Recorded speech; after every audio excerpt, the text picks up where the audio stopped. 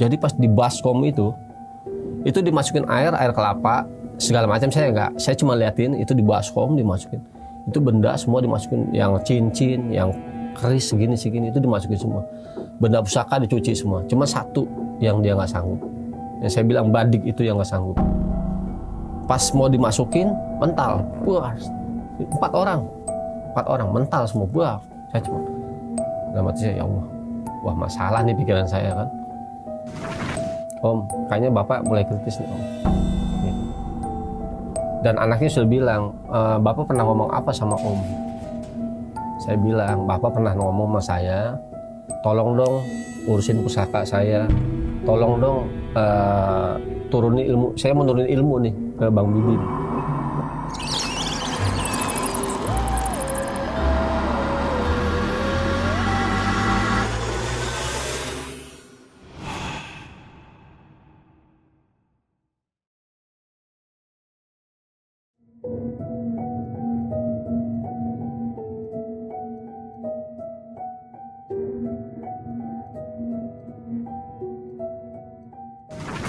Assalamualaikum warahmatullahi wabarakatuh. Ketemu lagi di Ratna Ulan Channel. Kali ini teman-teman, gue kedatangan seorang narasumber yang akan menceritakan pengalamannya yang memiliki tetangga seorang paranormal.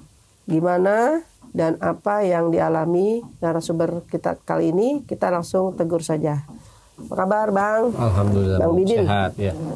Bang, jadi ini abang punya tetangga orang paranormal gitu ya? Betul Bu, jadi tetangga persis nempel tembok paranormal. Terus abang ngalamin apa aja tuh kejadiannya Bang? Jadi saat sebelum beliau wafat nih Bu, 3 hari sebelum beliau wafat, dia sudah pesan sama saya, dia mau nurunin ilmunya ke saya. Oh gitu. Tapi saya nolak gitu loh, karena saya pikir saya nggak sanggup gitu. Selang sehari dia mau meninggal, dia bicara lagi sama saya, Bang, saya udah nggak kuat, saya udah lemah, tolong Bang, urusin benda pusaka saya, segala tombak, keris, segala macam, saya nggak bisa Pak, mohon maaf, saya bilang gitu. Karena kebetulan memang anaknya cewek semua Bu, 3. Nah anak cewek semua 3, saya bilang saya nggak sanggup, sampai anaknya juga bilang, Om tolong dong Om.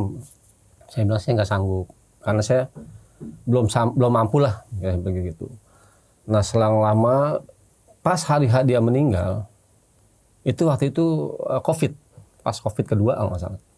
Itu meninggal karena keadaan COVID ya, jadi kita juga nggak bisa ngedekat kan. Setelah dia meninggal, dimakamin segala macam,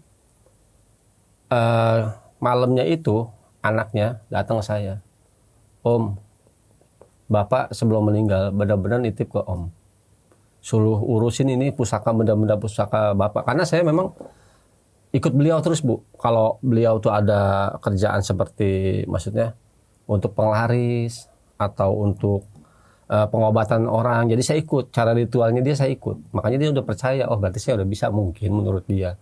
Tapi menurut saya pribadi saya belum sanggup di situ. Nah itu pas kejadiannya itu yang fatalnya itu Bu. Jadi makhluk pendamping Bapak ini itu neror saya. Itu tingginya sekitar 3 meter. Itu rumah saya kan 2 lantai.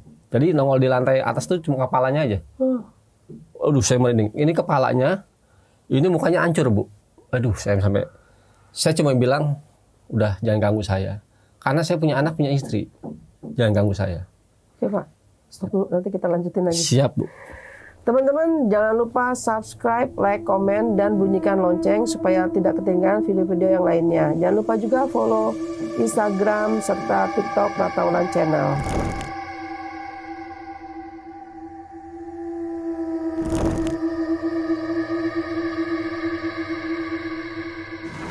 Bang Bin, silakan dimulai dari awal. Oke siap Bu. Jadi itu kejadiannya pas COVID kedua ya. Jadi COVID pertama pas COVID kedua. Kebetulan saya bersebelahan sama tetangga yang mungkin warga sekitar situ udah tahu kalau itu memang paranormal. Dan saya kebetulan sering Bu ikut dia. Jadi dia ada acara, mau ada penglaris untuk warteg atau apa, saya ikut itu ritualnya. Jadi saya ikutin cara dia, maaf ya kalau menurut saya mungkin itu cara budaya dan agama digabung. Jadi kayak semacam dia ada sesajinya seperti nanas, pisang, segala macam lah. dan dicampur dengan agama, dengan doa-doa lah. Kebetulan saya ikut, beberapa kali saya ikut, kalau nggak salah saya udah 10 kali ikut. Nah, secara nggak langsung tetangga saya sih yang dibilang paranormal ini, dia itu udah nurunin ke saya, Bu. Saya diajarin ini, untuk cara ini saya diajarin, cara ini saya diajarin, untuk pengobatan orang kesurupan, saya dikasih tahu sama dia bacanya. Tapi saya nggak pernah, saya di rumah tuh saya nggak pernah baca, cuma saya tahu aja gitu. Nah, setelah saya dengar dia kena kabar dia kena COVID, karena saya dapat kabar dari anaknya, dia bilang, Om, Bapak dirawat di rumah sakit, boleh ditengok nggak, boleh jenguk nggak, saya bilang gitu. Nggak boleh, Om, karena ini prosedur COVID. Ya udah, saya di rumah ini, saya doain semoga sembuh lah istilahnya. 2 hari datang lagi anak yang saya, Om, kayaknya Bapak mulai kritis nih, Om. Gitu. Dan anaknya sudah bilang, Bapak pernah ngomong apa sama Om? Saya bilang, Bapak pernah ngomong sama saya, tolong dong urusin pusaka saya, tolong dong turunin ilmu, saya mau turunin ilmu nih ke Bang Bidin. Saya bilang sama anaknya, saya bilang sama Bapak, saya nggak sanggup, karena saya gimana ya, batin tuh nggak bisa, Bu, jadi bertentangan gitu loh. Saya nggak sanggup. Sama Om, ini anak yang kedua yang ngomong sama saya. Sama Om, saya juga diturunin sama Bapak, tapi saya nggak mau, karena saya juga nggak sanggup. Sama, saya juga nggak sanggup. Bilang sama Bapak, saya nggak mau, saya nggak bisa. Setelah lama, sehari sebelum dia meninggal, anaknya bilang, tetap kekeh anaknya, Bapak ini kekeh, bahwa dia kekeh, saya harus rawat. Dia punya benda pusaka yang tombak, keris, batu, segala macam. Karena dia ada lemari khusus, itu tombak segala macam, semua di kamar khusus. Itu ada. Saya bilang saya nggak sanggup. Sampai anaknya bilang datang ke saya, Om, tolong Om, biar Bapak nih nggak penasaran. Perang batin lah saya, Bu. Perang batin, aduh. Kalau saya terima, karena saya juga belum mampu, saya nggak terima. Ini urusan dengan nyawa kan, karena dia memang orangnya baik banget gitu. Sekarang gini aja, Mbak, biar Bapak tenang. Saya bilang, ya, iyain aja lah, iyain aja. Sampai anaknya bilang, ikhlas nggak Om? Ikhlas aja. Karena saya biar tuh Bapak tenang meninggalnya gitu loh. Setelah lama dia pergi ke rumah sakit, sore selepas jam 7 atau jam 8, saya dikabar WA, Om, Bapak sudah nggak ada. Ya cuman innalillahi lah saya bilang. Bapak gimana kondisinya? Dia senyum, Om. Cuman emang terakhir dia cuma ngomong, bilang terima kasih sama Bang Bidin. Itu kalimat terakhir dia sama saya. Disampaikan ke anaknya. Anaknya nyamping saya, Om, Bapak bilang terima kasih. Karena keadaan COVID, jadi saya juga nggak bisa mendekat kan, Bu ya. Akhirnya dimakamin lah di tempat pemakaman khusus COVID. Pas malam pertama, saya nggak ngerasa apa-apa, normal aja, aman, beres semua, nggak ada kejadian apa-apa, aman. Saya bilang sama anak-anaknya, Mbak, ini gimana Bapak? Kan karena keadaan seperti ini, kita nggak bisa ngumpulin orang banyak untuk adain pengajian misalnya ya. Ya udah Mbak, kita kirim doa aja, Mbak di rumah, saya di rumah. Ya, kita masing-masing lah, Bu. Karena rumah betul temboknya nempel rumah saya itu. Saya kirim doa, itu malam kedua. Kejadian malam kedua, malam pertama gak ada masalah, malam kedua kirim doa. Pas kirim doa selesai jam 10 malam, itu di tangga saya kayak ada yang naik tuh, Bu. Duk, duk, duk, duk, duk, duk. Sampai anak saya dengar. Anak saya yang gede. Pak, kenapa? Itu ada yang naik tangga. Ah, perasaan kamu kali. Bener Pak, ada yang naik tangga itu, duk, duk, duk, duk. Udah diemin aja, saya bilang gitu. Saya cuma pikir, mungkin tetangga sebelah getok-getok. Saya pikir awalnya gitu, Bu.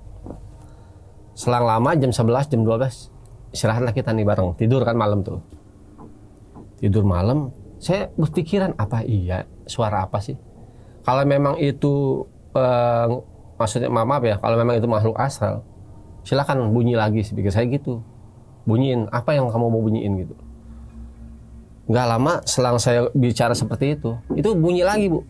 Tangga tuh, duk, duk, duk. Penasaran dong saya. Saya samperin.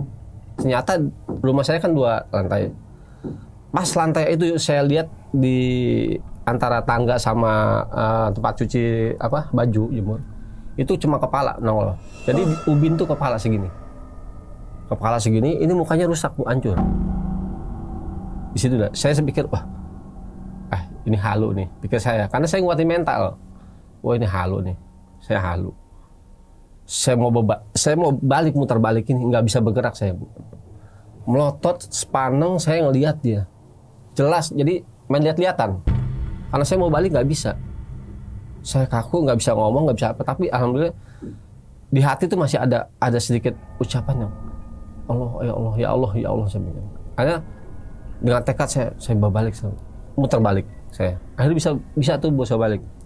Saya balik ke kamar. Nggak tahu siapa. Anak saya duduk. Tapi mata merem. Saya lihat, loh. Ini kenapa? Saya takutnya ngelindur ya. Coba bilang, Pak, itu ada makhluk, Pak, ada makhluk. Anak saya yang gede itu cuma bilang, Pak, itu ada makhluk, itu ada makhluk. Tapi mata merem, Bu. Istri saya bilang, Pak, ini kenapa, Pak? Pak, ini kenapa, Pak? Udah, nggak usah diiniin. Didoain aja. Saya usapin mukanya, tidur anak saya. Subuh lah, pagi. Nah, nggak lama saya bilang sama anak-anaknya yang almarhum, Mbak, semalam Mbak ngimpi apa? Saya iseng, saya tanya. Oh saya nggak ngimpi Om, nggak ngimpi apa-apa, enggak. Yang nomor 1 saya tanya, Mbak ngimpi apa? Nggak ngimpi apa-apa Om. Yang nomor 2 saya tanya, Mbak semalam Mbak ngalamin kejadian apa Mbak? Gini. Oh iya Om, saya ngimpi Om. Jadi dalam mimpi saya itu ada satu benda yang semacam apa ya, badik punya Bapak. Saya mimpi benda itu terbang-terbangan Om, tapi terbangnya di rumah saya, di rumah Om katanya. Oh gitu ya, iya. Saya mimpi Om katanya. Itu benda itu terbang-terbangan di rumah Om katanya. Ah ya udah, saya nggak ambil pusing. Dia berangkat kerja, saya juga ada kesibukan. Setelah itu maghrib, sore lah, itu udah hari ketiganya ya. Saya ngobrol-ngobrol lagi tuh sama mbaknya itu. Saya ceritain kejadian itu. Saya ngeliat ini. Oh iya Om, bener. Bapak pernah bilang sama saya. Jadi pendamping dia tuh makhluknya gede, tinggi Bu. Sekitar 3 meter. Lah saya nggak pernah tahu kan makhluknya seperti apa. Saya cerita sama dia. Saya didatengin Mbak. Nih tanya anak saya yang gede, saya bilang. Itu berapa kali bolak-balik turun tangga. Akhirnya dia nongol cuma kepala. Kalau rumah saya itu kan 2 lantai, yang awal kan 2 meter, berarti 2 meter lebih. Yang nongol cuma leher. Saya cerita sama anaknya, Mbak, semalam saya didatengin Mbak makhluk seperti ini. Itu punya Bapak Om. Wah, punya Bapak? Kok keadaan seperti itu? Karena nggak diurusin Om. Jadi si makhluk ini, pendamping benda pusaka ini, dia tuh nggak diurusin Bu, nggak ada ngurus karena almarhum udah meninggal. Harusnya kan diurus. Oh yaudah, gimana caranya? Kita urus nih, panggil Le, saya bilang. Karena dia ada Le-nya, ada Le-nya. Besok kita panggil Le. Pagi-pagi ya, kebetulan waktu itu hari Minggu. Karena pada libur kan, libur kerja. Panggil Le, semua saudara panggil. Ini gimana caranya nih? Biar ini nggak jadi masalah buat orang banyak maksudnya. Karena kan sekitaran Bu, nggak cuma saya aja. Takutnya yang lain ngikut anak juga, saya bilang. Yaudah Om, besok pagi saya kumpul keluarga, panggil Le semua. Nanti Om datang. Iya saya pasti datang. Pas Minggu datanglah semua saudara-saudara, saya kumpul. Pak, maaf saya dapat pesan dari almarhum bahwa saya harus ngurus benda-benda ini nih. Ini gimana caranya biar benda ini nggak ganggu orang lain. Akhirnya lainnya punya inisiatif Bu. Ya udah dah, nanti kita cuci aja. Loh, masa cuci gimana? Jadi dinetralisir maksudnya gitu. Dipanggil orang-orang ritual. Orang-orang ritual dulu pernah sejalan sama bapak ini. Nggak sanggup Bu. Jadi pas di baskom itu dimasukin air kelapa, segala macam saya cuma liatin itu di baskom dimasukin. Itu benda semua dimasukin, yang cincin, yang keris segini itu dimasukin semua. Benda pusaka dicuci semua. Cuma satu yang dia nggak sanggup. Yang saya bilang badik itu yang nggak sanggup. Pas mau dimasukin mental. Wah, 4 orang mental semua. Wah, saya cuma dalam hati saya, ya Allah, wah masalah nih pikiran saya kan. Mau dimasukin lagi ke air mental, buah. Sampai bilang, wah ini nggak bisa nih. Itu sampai ditahan begini, itu goyang semua begini. Saya ngelihat jelas semuanya. Sampai anak-anak, Om, tolong Om. Ya saya mau tolong apa? Saya nggak bisa apa-apa. Saya bilang gitu. Yaudahlah kita doa aja. Kita bareng baca apa yang kita bisa kita baca lah. Kita mohon sama Yang Maha Kuasa biar nih urusan selesai gitu loh. Itu pas dipegang nggak bisa. Akhirnya taruhlah di tempat. Dia ada wadahnya Bu, ada tempatnya, kotak. Sampai paranormal teman-temannya almarhum ini bilang, dia ini sedang nyari tuan benda ini. Siapa nih tuan? Saya nggak bicara, oh saya enggak, saya diam aja, cuma dengerin aja. Pasti nanti dia bakal ketemu tuannya sendiri yang cocok. Udahlah, selesai itu pulanglah nih mereka berempat nih. Pulang semua, malam kejadian jam 12.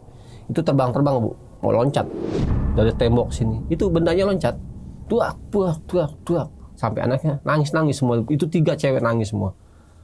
Saya sama istri saya kaget, itu kenapa nangis ya? Saya pikir berantem namanya adik kakak ya, ribut.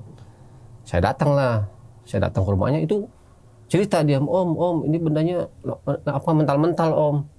Kok mental-mental? Itu ada kok, nggak apa-apa, di pojokan gini Bu.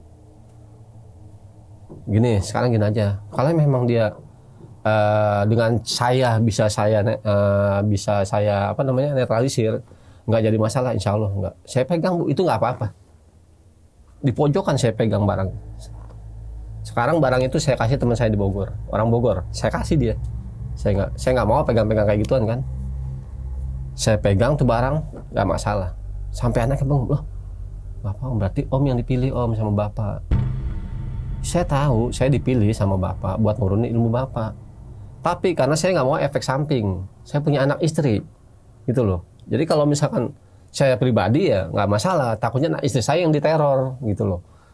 Buktinya pas berapa hari kejadian bapak meninggal kan saya diteror keluarga anak istri saya. Oh iya om, saya pikir panjang, saya nggak mau kecuali saya sendiri, saya bilang gitu. Tapi ini untuk kebaikan bapak, ya udah saya pegang nih benda. Saya bawa pulang Bu, segini goloknya, baliknya segini, saya bawa pulang. Sampai saya bilang Pak, udah nggak apa-apa. Saya bawa pulang, saya taruh di lemari.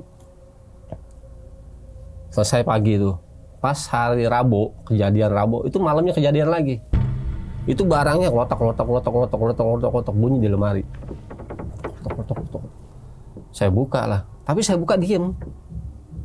Saya tutup jendela, saya taruh jendela tutup, bunyi lagi Bu, tok. Saya memang dulu bapak pernah pesan, barang ini boleh ditaruh asal ada hawa. Jadi jendela tuh paling nggak minimal kebuka lah. Saya baru ingat di situ, oh, kok ditutup bunyi ya. Sampai saya Pak bunyi lagi Pak, ya udah biarin aja. Nah saya ingat omongan almarhum, barang ini boleh ditaruh asal kebuka. Mau di kotak atau di apa, yang penting dia ada kebukanya, ada hawanya gitu loh Bu. Nah, saya buka dah tuh lemari. Saya taruh, saya buka lemari. Tidurlah saya, aman nggak ada masalah. Pas menjelang jam 2 malam, datang Bu. Duk. Oh, bunyinya nggak tuk lagi. Itu rumah kayak gempa Bu rasanya. Duk, goyang-goyang. Kira saya, gempa nih pikir saya nih. Istri saya, anak saya semua ngerasain kayak gitu. Datang makhluk itu, duk. Datang, tapi dengan wujud yang asli, bersih. Nggak seperti yang awal dia tuh berdarah-darah. Ini bersih Bu, bersih tapi memang ada caling ya. Ada caling itu tinggi, tetap tinggi 3 meter. Cuma ngeliatin saya senyum. Saya bilang, oh ini makhluknya. Saya cuma bilang, kalau memang situ mau saya rawat, tolong jaga saya, jangan ganggu keluarga saya. Dia nggak ngomong nggak apa, cuma diri tinggi. Saya cuma bilang ya udah pergi, jangan ganggu. Kalau memang situ saya mau rawat, jangan ganggu saya bilang gitu. Nggak lama saya bilang gitu, saya lihat nih, saya nggak melotot mata saya, nggak bisa melotot. Setelah saya sekedip hilang, nggak ada. Oh berarti pikiran saya mimpi nih, tapi istri saya bilang bang. Oh, ya udah, jangan diingat-ingat kata saya. Udah biarin aja gitu. Saya ambil tuh bendanya Bu, saya keris badingnya itu saya ambil. Saya pegangin tuh. Itu udah mau menjelang subuh. Itu saya pegangin tuh benda. Karena saya pikir takutnya nanti dia datang lagi kan, saya pikir gitu. Karena kasihan anak saya. Saya pegangin sampai azan subuh. Kedengeran azan subuh. Kebetulan belakang rumah saya nggak jauh musola kan. Azan subuh, wah pikirnya tenanglah pagi. Saya taruh dari lemari itu barang. Karena tetap saya buka, lemari itu saya buka. Pagi, kejadian. Sebelum anaknya kerja, saya hubungin anaknya dulu, Mbak, bisa ke rumah saya nggak Mbak? Saya mau ngomong Mbak. Gitu. Datanglah anaknya ke rumah saya. Ini saya ngalamin kejadian seperti gini. Oh iya Om, memang Bapak Bapak sebelum bapak meninggal itu, bapak takutnya kayak ampun-ampun, Om. Nggak pernah seumur-umur bapak takut sama orang. Tapi sebelum bapak meninggal itu, sebelum kejadian dia kena COVID, dia tidur di kamar anaknya, Bu. Saking takutnya. Jadi makhluk itu meneror dia. Teror bapak ini, diteror sendiri. Saya berpikiran, wah, dia aja diteror. Yang punya benda pusakanya diteror, gimana saya kan? Oh gitu mah ya? Iya, waduh, gimana dong Mbak? Nanti saya diteror juga. Itulah Om, makanya saya nggak mau. Nah, anaknya baru ngomong, Bu, saya kayak gitu. Waduh, saya pikir resiko saya kan. Akhirnya saya berpikir nih, waduh gimana ya? Sedangkan bapak itu mau meninggal ini diteror sama makhluk itu. Saking takutnya dia. Loh, nanti kalau saya gimana ini? Ya udahlah, Mbak, nanti ini urusan saya, biar saya yang ngurus. Om, saya mohon maaf Om, saya baru ngomong. Kalau saya nggak ngomong saya ngomong dari awal, si Om pasti nggak mau. Anaknya bilang gitu. Oh yaudah Mbak, udah kepalang tanggung. Saya bilang, yalah saya urus. Akhirnya ya saya kontak teman-teman saya yang dulu satu pondokan sama saya. Jadi saya dulu sempat mondok juga. Saya kontak teman saya, Bang, ini saya ada kejadian kayak gini.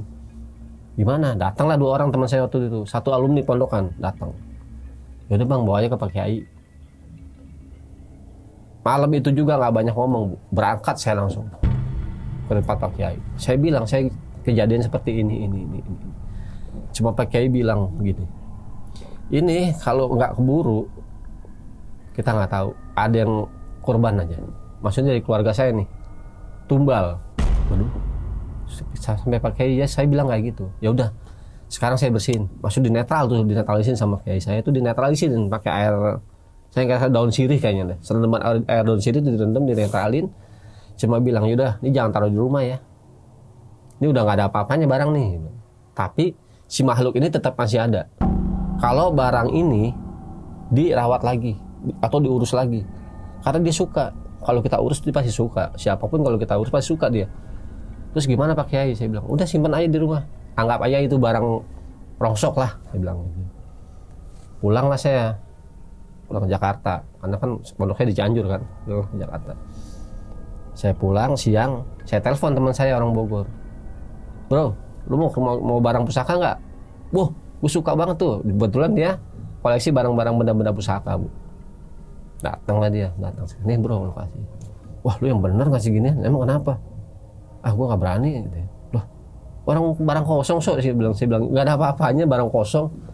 Mungkin dia ngerasa, gue nggak mau Awalnya, gue jamin nggak apa-apa, ini udah beres, dibawa sampai sekarang itu di Bogor. Jadi di rumah ditaruh sama dia. Setelah dia bawa pulang ke sana, ke Bogor itu makhluk nggak berhenti, Bu, nggak berhenti begitu aja. Tetap saya diteror.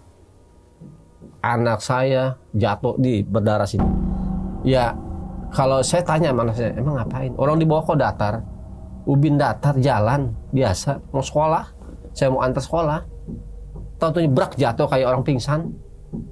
Waduh, mungkin pikir saya belum sarapan nih, belum sarapan kali, gini deh. Enggak Om, enggak Pak. Tahu kenapa kayak ada yang dorong, dia bilang gitu. Ayo udah, akhirnya nggak sekolah berdarah sini. Berdarah nggak sekolah, udah istirahat. Itu selama seminggu istri saya selalu, Bu, mimpi yang sama sama saya, makhluk itu. Jadi di rumah saya itu dia nggak pergi. Ada di rumah saya sampai sekarang. Bener, saya nggak bohong. Sampai sekarang istri saya tahu. Karena kan saya di rumah saya gini, ini lantai 2, lantai bawah. Itu untuk khusus anak-anak privat ngaji, Bu. Jadi di rumah saya ada pengajian, ada ngaji ikro-ikro kecil lah, anak-anak kecil. Kebetulan kenapa saya bisa tahu sampai sekarang dia masih ada? Karena anak-anak ngaji yang kecil-kecil itu privat itu ngelihat ada saya di atas. Jadi balkon saya itu kelihatan. Itu bapaknya Iki, padahal bukan, saya lagi pergi. Sampai istri saya bilang, bapaknya Iki nggak ada, motornya aja nggak ada kok. Lihatlah tuh anak-anak, 10 orang kalau nggak salah, lihat, motornya nggak ada. Itu siapa ya? Ngejerit lah mereka. Jadi dia menyerupai saya, makhluk itu. Saya bilang sama istri saya, hati-hati. Ini udah beda urusan nih, saya bilang. Karena udah menyerupai saya. Iya. Ya maaf Bu ya, saya bilang sama istri saya. Udah kuatin ibadahnya, sholatnya, kuatin, saya bilang. Iya betul. Akhirnya saya pulang lah, Bu. Anak-anak lihat, iya tuh bapaknya Iki. Cerita lah istri saya. Ini ada makhluk gini. Kayak apa bentuknya? Kayak bapak mukanya. Wah, udah nyerupain saya nih, berarti kurang ajar pikir saya kan. Waduh, lama-lama nggak bisa didiemin nih kayak gini. Sampai mertua saya juga sempat diteror. Jadi ngetok-ngetok, dia ngeliat belakangnya saya. Oh, Pintu belakang kan saya ada pintu belakang tuh samping.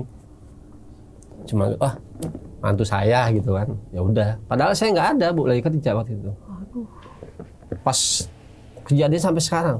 Tapi pas setelah beberapa bulan yang sekarang ini ke belakang ini udah mulai hilang. Itu setiap malam anak saya mau ke kamar mandinya takut. Saya bilang nggak usah takut. Nggak Pak, ntar pala gede itu nongol. Katanya. Karena anak saya tahu yang gede yang kecil lihat pernah ditongolin. Yang dibilang kepala gede itu. Jadi kepalanya gede, Ibu. Seperti drum sih sebenarnya. Seperti drum gitu kepalanya gede gitu. Udah nggak apa-apa, nggak bakal ganggu. Pak, gimana dong Pak? Sampai saya bilang, ya udah nanti saya panggil teman-teman lah buat kita ngadain doa di sini di rumah. Sampai anaknya saya bilang, Mbak, saya jujur aja Mbak, kalau bisa ini apa ya masalah kayak gini, karena anak saya kasihan. Kan saya bilang saya nggak mau teror. Ya Om, saya mohon maaf Om. Sampai anak itu nangis mohon maaf. Ya udah. Akhirnya saya bilang sama teman saya yang anak Bogor itu yang bawa benda pusakanya itu, bro, gue bilang, ini gue ada masalah kayak gini. Ya udah ntar gue urusin sama temen gue. Kebetulan dia orang Madura, maaf ya, bukan masalah suku. Akhirnya dia ngomong lah sama saudara, sama pamannya segala macam. Datanglah saudara ke rumah saya di segala macam. Akhirnya sampai sekarang udah nggak ada. Tapi kadang-kadang memang istri saya suka inget. Kadang-kadang mau kamar mandi ngeliat yang mukanya serem gitu. Kalau istri saya bentuknya yang serem, tapi kalau saya bentuknya yang bagus. Karena saya yang ngurus bendanya itu. Saya yang mandiin, saya yang pakein air kelapa, saya yang bersihin. Kalau istri saya ngeliatnya tuh yang mukanya anjur, Bu. Sampai dia ngeliat dia pingsan itu terakhir itu mungkin sekitar awal tahun sih, akhir tahun. Istri saya tuh ngeliat tuh matanya nggak ada. Makhluk tuh matanya nggak ada, bolong. Pingsan, istri saya pingsan, bener-bener pingsan itu. Cuman waktu itu ada anak saya yang satu yang bontot, kecil, umur sekarang 6 tahun.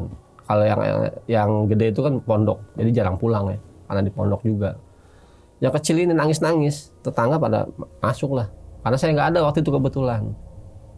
Datang masuk semua, pingsan kenapa? Nggak cerita istri saya. Cuma istri saya bilang, oh mungkin masuk angin, bilang. Nggak lama saya pulang lah, kok rame rumah nih. Ada apaan? Cerita lah istri saya, Pak, ini makhluk ini udah nggak bener Pak, udah ngeganggu kita, udah neror, dibilang gitu. Neror gimana? Saya ngelihat begini, matanya nggak ada, bolong. Terakhir itu awal tahun Bu, itu kita udah alhamdulillah bersih lah. Itu awal tahun kemarin ini, itu rumah kita udah alhamdulillah udah aman lah. Sampai sekarang kita nggak ada kejadian apa-apa gitu loh. Jadi saya pikir ini resiko gitu loh, karena saya pikir Bapak ini orang baik awalnya. Saya kenal paranormal ini, dia orang baik. Dia banyak ngajarin kita cara berdoa yang benar, cara ibadah yang benar. Terus dengan caranya dia semacam kejawen ya, atau ada seperti nanas. Dia bilang, kenapa kok ada nanas? Ini nanas maksudnya apa? Dikasih tahu semua penjabat-penjabatnya. Saya berkorban buat dia karena saya pikir dia orang baik. Dan mungkin itu perjalanan hidup yang saya pikir, loh inilah resiko kita berhubungan dengan hal-hal gaib. Pasti itu ada resikonya. Nggak pasti, harus ada resiko, harus kita berani ambil gitu loh Bu. Jadi itu hal yang paling serem yang saya alamin itu. Sampai sekarang saya ingat terus. Tapi sekarang udah alhamdulillah dibersihin sama teman-temannya ya Pak? Sama teman saya anak pondok, sama Pak Kiai saya panggil ke rumah. Terus dia bilang apa, udah pergi gitu? Cuman Pak Kiai bilang, udah itu benda jangan diurus lagi. Cuma bilang gitu. Kan saya udah bilang sama Pak Kiai saya nggak urusin Pak Kiai itu benda, saya udah buang ke anak, saya kasih ke anak. Tapi masih di situ. Tapi masih datang. Sampai Pak Kiai saya bingung, loh kok bisa? Pasti ada tertinggal nih kata dia. Nah sekarang udah pergi? Sekarang udah nggak ada. Sama sekali? Sama sekali nggak ada. Alhamdulillah anak saya, istri saya udah tenang. Nggak ada masalah. Tapi selain Pak Bidin, itu si tetangganya yang anak-anak yang cewek sama, tiga itu? Dia juga sama. Jadi dia juga sama Bu, didatangin makhluk-makhluk itu. Bentuknya beda tapi cuman tingginya sama. Dia cuma hitam doang bentuknya, cuma hitam tinggi udah, tapi nggak kelihatan muka kalau anaknya. Kalau saya, istri saya ngeliat muka gitu loh. Berarti dia berdirinya ketinggian, jadi dia badannya kepalanya tuh nongol di lantai 2. Iya. Karena saking tingginya. Jadi lantai 2 tuh cuma ini ubin, kepalanya nongol di ubin gitu. Ngeri banget ya. Itu kalau ibarat bola lah. Ini kan ibaratnya kan rumah digajiin gitu ya. Betul Bu. Tapi kok kagak hilang ya? Nah itu dia masalahnya. Jadi gini, awal mungkin pas saat kita adain doa bersama, dia pergi. Oh. Gitu loh. Saat doa selesai, malam dia jam 12 nongol Bu. Pasti jam 12 malam. Itu tangga selalu bunyi. Duk duk duk duk. Tuh datang nih. Saya udah mental, kena mental saya. Itu katanya Pak Kiai itu sebangsa jin apa? Islam atau Dia jin bilang muslim? sih kata jin ifrit, sejenis jin ifrit. Oh, jin ifrit. Katanya. Oh, saya bilang jin ifrit apa tuh? Ngeri Itu banget. kafir banget katanya. Maksudnya bukan Kafir. jin yang ya memang jin semua ada. Itu dia jahat katanya. Oh, pantas Bapak meninggalnya. Saya Teror. tahu Bapak itu meninggalnya benar-benar yang nggak masuk akal kalau menurut saya gitu. Memang kena COVID ya. Tapi dia tuh udah lemah, benar-benar lemah. Udah jalannya juga udah lemah. Oh, teror semua. Bisa-bisa saya keluar di teror semua. Iya. Gitu. Ngeri banget ya. Berarti Itu yang saya alami. intinya setiap orang yang berhubungan dengan apa tadi Bapak? Mistis. Pasti ada tahu resikonya. Ada resikonya. Betul Bu. Oke Pak, ini buat pelajaran yang lain-lain ya. Ini Pak, ini kan anaknya paranormal ini kebetulan cewek tiga-tiganya Iya, Pak ya. Pernah cerita nggak dia kenapa ada tiga-tiga cewek? Jadi istrinya almarhum duluan Bu. Oh, Jadi bapak dia nggak pernah cerita awalnya. Karena saya pikir kok cewek, ya saya sih nggak berpikir itu masalah itu ya. Maksudnya kok memang cewek semua. Jadi bapak pernah punya janji. Mungkin dia apa sih ya? Bersekutu sama makhluk gaib ya. Dia bakal ngurbanin, pokoknya tumbalnya tuh mau dari keluarga tapi laki. Gitu loh. Akhirnya karena mungkin kalau kita nggak tahu ya, istrinya meninggal. Itu meninggalnya aneh kalau istrinya itu. Karena saya tahu tetangga saya meninggalnya tuh aneh. Jadi dia bolong badannya sini. Istrinya tuh kayak digigitin apa ya? Kayak digigitin anjing gitu loh. Maaf, kayak gigit anjing gitu. Di sini bolong Bu. Padahal nggak ada penyakit gula. Logika, dia nggak ada penyakit gula, dia nggak ada penyakit yang berhubungan dengan gula basah atau gula, nggak ada. Itu cuma jantung. Kok bisa bolong? Di sini gede seperti ya kalau tangan tuh masuk segini lah. Itu bolong di sininya. Kita nggak tahu loh kalau masuk. Akhirnya bapak tuh cerita. Oh kayak gini. Saya kalau saya intinya ikutin bapak itu cuman cari pengalaman sih awalnya, cuma cari tahu aja. Oh jadi bapak selama ini punya anak yang cewek ini memang kebetulan atau gimana Pak? Saya juga nggak ngerti. Karena saya pernah berucap kata dulu dia punya guru, kalau saya punya anak laki saya jadiin tumbal. Dan kebetulan anaknya cewek. Jadi pas sudah lahir anak yang ketiga cewek itu istrinya meninggal. Mungkin anaknya yang terakhir itu umur 5 tahun lah. 5 tahunan kan berarti udah gede Bu. Itu meninggal istrinya dengan keadaan yang bolong. Kalau bapaknya udah tahu, jadi dia nggak khawatir. Oh, makanya anaknya cewek semua. iya, cewek semua. Jadi dia cuma berucap, saya terima kasihnya sama Allah, anak saya cewek semua katanya. Kalau cowok saya ucap janji saya pernah mau tumbalin anak, gitu loh. Ngeri banget ya. Itu udah resiko dia, makanya ya dia bilang inilah Bang kita berhubungan dengan mistis. Jangan tanggung-tanggung dia bilang. Maksudnya jangan tanggung-tanggung gimana Pak? Ya kalau mau jadi pembunuh beneran. Iya kalau dia gitu Bu. Sakti beneran dia bilang. Waduh. Jangan belajar baru awas sih. Cuma baru 2 trap. Gue sakti, gue hebat. Dia enggak Bu. Sampai tuntas. Gitu loh. Sampai tapak geni apa dijalanin sama dia. Sampai buat sakti. Jangan tanggung-tanggung Bang kalau belajar. Full semua. Oh. Waduh. Itu orang nekat, bener orang-orang nekat itu. Pak, Ya. selama ini kan Bapak ikut-ikutan sama si Pak yang paranormal ini almarhum ya. Ini kan Bapak lihat-lihat nih cara dia melakukan pekerjaannya gitu kan. Ya. Ini selama ini Bapak melihat ada nggak yang kira-kira waktu dia melakukan ritual itu benar-benar yang apa ya? Yang mungkin ke sayanya kerasa juga ya. Menantang lah buat Bapak ini gimana sih? Iya, gitu. kayaknya aneh gitu. Jadi waktu itu saya di daerah kalau nggak salah Sidoarjo. Itu ini bukan pabrik, material. Jadi si punya material ini kenal sama bapak ini paranormal. Kita datang Bu ke Sidoarjo. Itu paku satu pun nggak laku Bu. ternyata persaingan bisnis ya. Kita berpikir dengan persaingan bisnis. Jadi material yang saya bilang ini nggak laku sama ada lagi material sebelah lagi, ya itu sama-sama main seperti itulah, main gaib lah. Datanglah kita ke sana, ke Sidoarjo. Berangkat kita bertiga waktu itu sama anak yang punya material ini. Berangkatlah kita di sana. Awalnya kita kerja biasa, siapin syarat-syaratnya seperti nanas, pisang, apel segala macam, kopi merah, gula Jawa segala macam kan, bubur putih, bubur merah, kita udah siapin semua barang di sana, maksudnya di Sidoarjo kita siapin.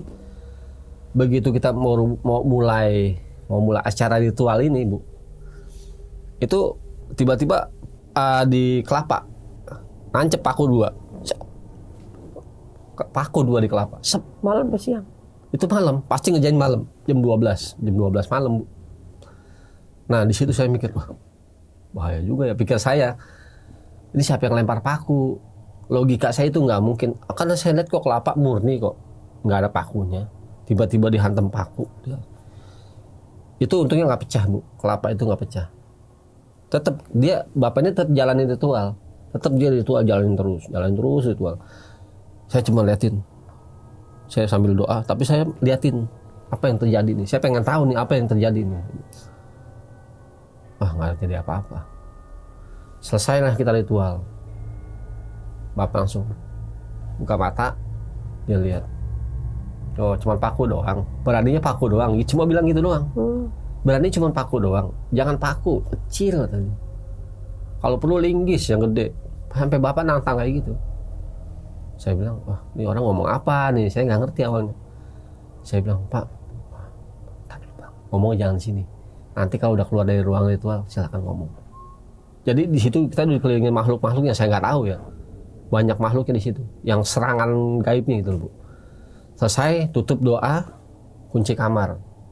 Karena itu barang itu nggak boleh dipegang orang. Barang-barang itu sama sekali nggak boleh dipegang. Kecuali kalau udah pagi ya. Itu pagi pun juga nggak dipegang, maksudnya dibuang tapi diralung ke kali atau ke laut lah gitu. Selesai lah kita doa, ngobrol lah kita ngopi-ngopi sama bapak. Saya tanya dong, saya penasaran, Pak, maaf, ini kan kelapa awalnya murni ya, kok bisa ada paku? Kalau logika nggak bakal nyampe, Bang. Oh gitu ya, karena ini gaib hubungannya. Ini kalau kelapa pecah, ini di antara kita ada yang kena nih, muntah darah paling enggak. Bos saya langsung, waduh, bahaya. Saya pikir karena kalau kelapa ini, dia bilang kelapa ini dihantam paku pertama nggak apa-apa, kedua nggak apa-apa, kalau pecah aja, di antara kita ada yang muntah darah nih, Bang. Maksudnya serem itu, Bang. Makanya saya bilang, belajar ilmu itu jangan tanggung-tanggung. Jadi langit sekalian. Oh seperti itu. Udah saya cuman nyawa ya. Nyawa hubungannya, makanya kalau berhubungan dengan makhluk gaib itu pasti nyawa. Apalagi bersekutu ya, seperti ya maaf ya, seperti yang saya bilang Pak Bapak ini seperti paranormal, karena dia bersekutu dengan makhluk gaib. Gitu loh, Bu. Itu yang saya alamin waktu itu. Pak Bidin, betul, Bu. Kan udah selama ini ikut, udah tahu cara-caranya. Pernah nggak disuruh nyobain? Coba praktek kamu. Ya gitu. langsung praktek langsung. Saya pernah, Bu. Pernah waktu itu nyoba, waktu itu di daerah dekat, nggak jauh dari rumah sih. Ada orang datang ke rumah saya, itu datang, Bang, minta tolong, Bang. Tolong apa? Ini ada kejadian gini. Oh ya udah. Saya ragu awalnya, Bu. Apa iya saya mampu? Saya ragu awalnya. Akhirnya saya panggil bapak nih, Pak. Tadi ada orang ke rumah. Gini. Ya udah, Bang, datengin aja sendiri. Ya mau bapak lah, saya bilang gitu. Enggak, Abang juga bisa sendiri kok. Aduh, gimana ya? Karena saya nggak yakin dengan diri saya awalnya gitu. Nggak apa-apa, nanti bapak abang nih bawa nih. Saya dikasih air sama dia, sebotol ini nih, air nih, sebotol ini, seaqua ini. Datang, nih bawa air. Nanti sampai sana kamu duduk, apa yang kamu bisa baca, siramin tuh air. Karena saya udah cerita kayak gini. Akhirnya saya datang ke rumah itu, Bu. Saya datang. Kenapa dia? Kayak kesurupan sih, sebenarnya intinya kayak kesurupan. Tapi dia nyerang, megang senjata tajam itu. Yang saya takutin senjatanya itu loh. Jadi udah saking lepas kontrol, dia megang senjata nih orang. Itu semua dihantam, Bu. Begitu saya datang, kan saya datang nih. Saya lihat, wah, megang senjata aja nih, makin perang batin saya. Waduh. Dia ngeliatin saya datang dia udah tahu, oh bakal ada yang datang nih, sini katanya, kita berantem sekalian. Itu megang pisau. Saya datang ngeliatin saya, saya sini niat baik, saya mau nolong nih. Kalau emang ini dikasih jalan, maksudnya dia lemes lah, saya bilang nggak bakal ngelawan saya gitu. Nggak lama dia begini ngeliat saya, berbalik dia pingsan, bangun ngamuk lagi, tapi pisaunya ini udah diamanin. Saya bilang pegangin. Saya bilang saya kasih air nih mukanya yang dari bapak tuh, sampai saya baca doa, saya usapin, pingsan, bangun sadar tuh orang. Ternyata orang ini dikerjain, Bu. Nah disitulah kita mulai. Saya bilang sama bapak, gimana kejadiannya? Dia dikerjain Pak sama orang, jadi sama saudaranya juga, mungkin masalah warisan ya, maaf ya. Jadi kerjaan saya cerita sama bapak, oh gini. Ya udah kita ritualin besok, kata bapak gitu. Tapi kamunya sendiri yang ritualin, saya nggak bisa Pak. Tetap harus ada backingan bapak lah. Jadi pada saat posisi di situ saya yang di depan, bapak yang di belakang, almarhum yang di belakang, saya yang di depan gitu. Jadi saya yang memulai. Di backup, tetap saya di backup. Saya nggak berani kalau sendirian, karena belum kuat gitu. Yang saya pikir kalau saya sendiri, waduh resikonya gede gitu. Itu pengalaman yang seru ya Pak. Ya, tapi sekarang udah selesai ya. Sekarang udah aman, selesai. Saya udahlah buang-buang hal-hal seperti itulah. Syahadat lagi Pak. Udah balik lagi, saya udah semua normal. Karena saya pikir awalnya anak pondok, kok lu bisa melenceng? Maaf ya Bu ya. Harus syahadat lagi. Iya benar, udah normal. Oke, mudah-mudahan Pak Bidin sehat selalu. Terima kasih Ibu. Banyak. Iya. Teman-teman, semoga cerita ini menjadikan pelajaran buat teman-teman. Juga bisa juga untuk penghiburan. Terima kasih. Assalamualaikum warahmatullahi wabarakatuh. Bye.